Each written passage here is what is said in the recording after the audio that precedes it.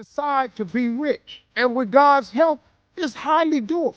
But you first have to think the difference between successful people and non-successful people is here. I'm no better than none of y'all.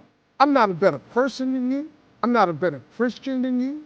God don't love me more than you. None of that. If you want to be successful, you have to change this.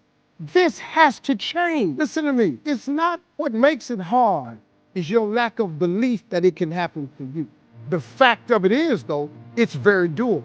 See, if what you got to change, though, if you keep doing what you've been doing, you're going to keep getting what you've been getting. So if you're at a place in your life and you ain't happy with it, you have to change some things. But you have to make a conscientious decision that you're going to change. And it's not dependent on anybody else.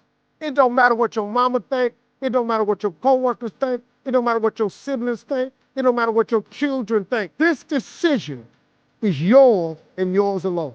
It's two people born in a hospital every day.